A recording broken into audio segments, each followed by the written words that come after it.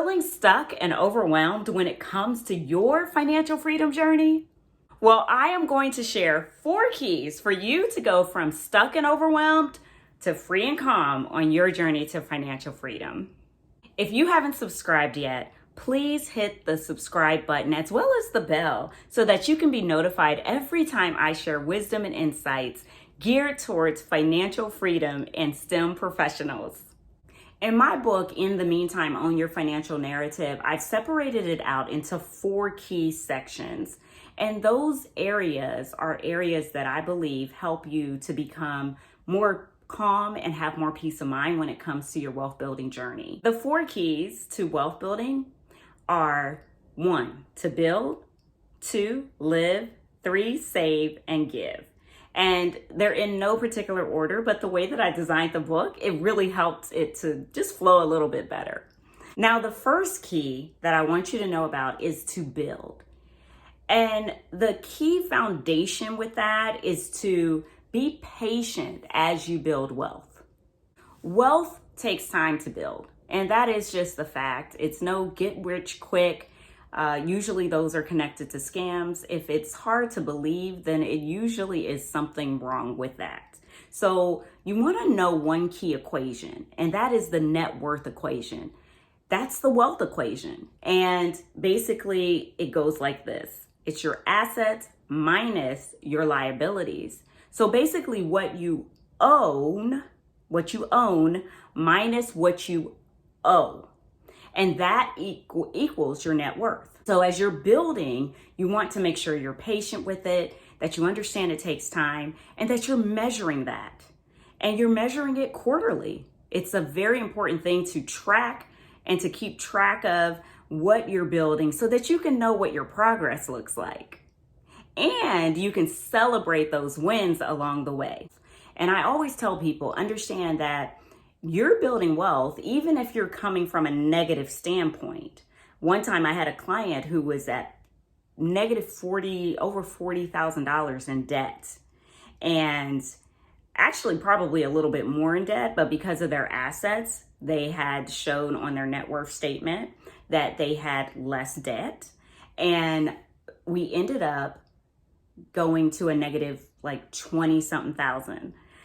And so even though their net worth was still negative, I was still empowering him to celebrate because he is moving in the right direction. So that's the thing to understand is that, even if you're in a negative position when it comes to your net worth statement, as long as you're moving in the right direction, you're moving towards 0, and then you're moving towards a positive number just above 0. Those are all indicators of your financial health and that it is improving and that your financial wellness is getting better and better all the time. So celebrate that and understand that that is a key indicator that you're building wealth. And if you're already at a positive net worth, then you continue to increase that and grow that net worth, as well as minimizing those liabilities.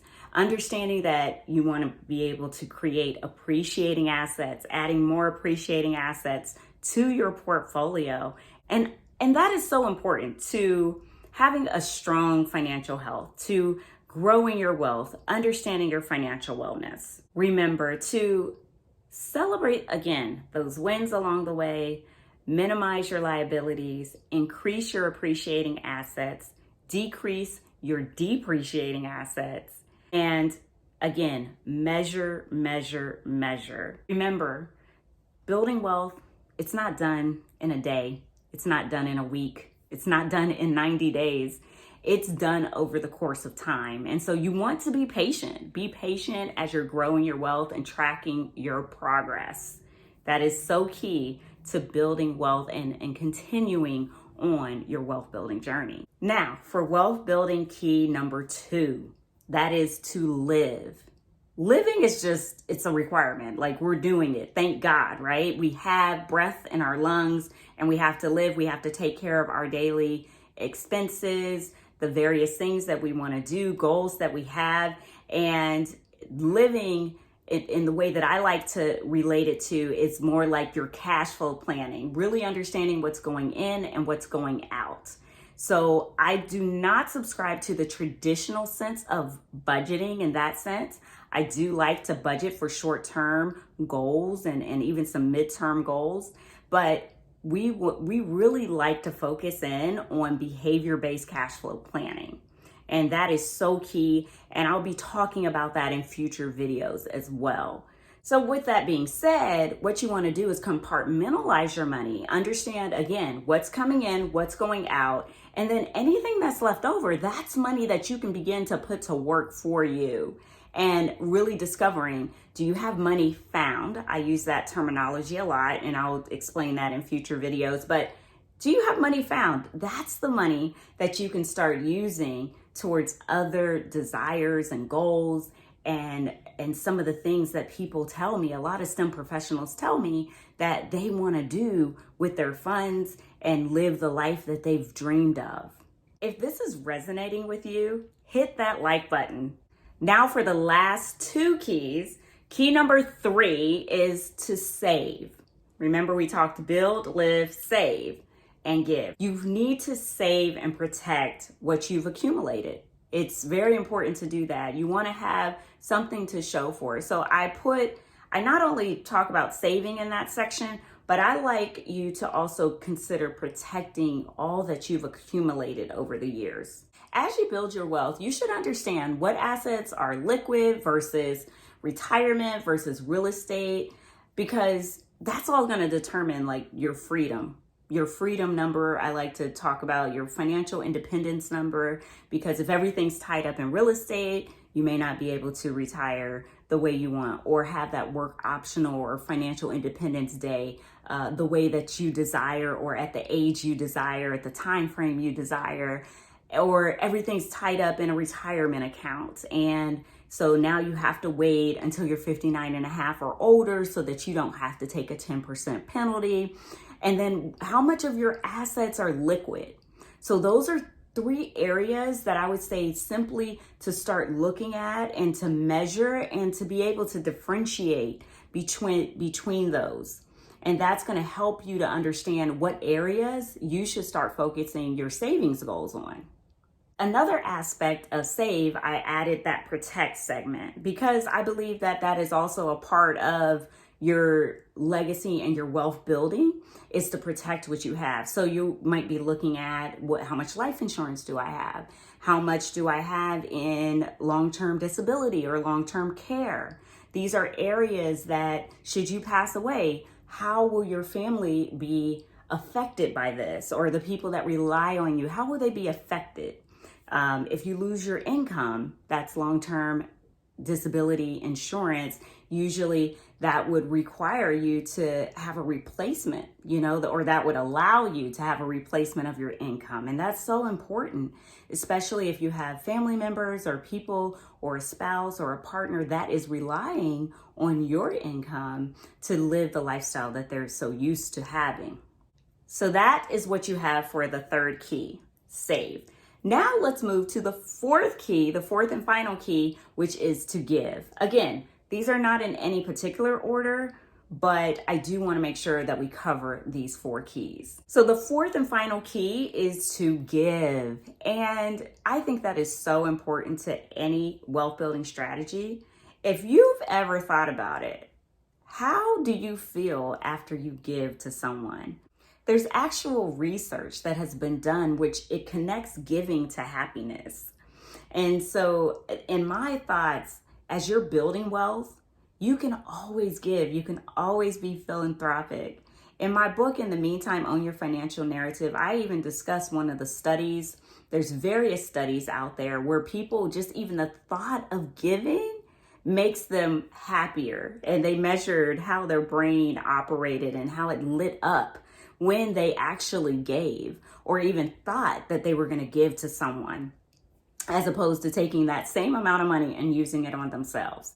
It is a powerful, powerful aspect and key component to your wealth building journey, whether you know it or not.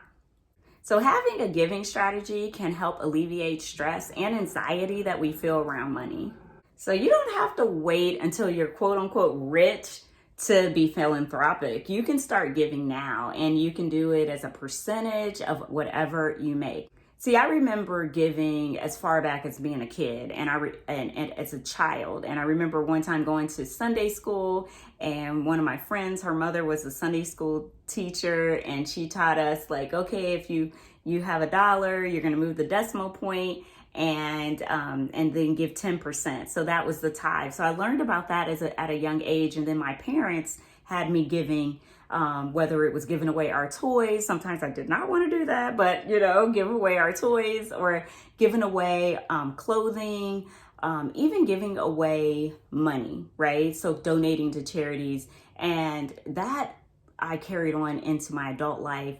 And it's so that makes it really powerful just to see, like, no matter where you're at, you can always give a little bit of whatever you have. So it's very important to understand it doesn't matter if you make multi-millions or if you're making thousands of dollars.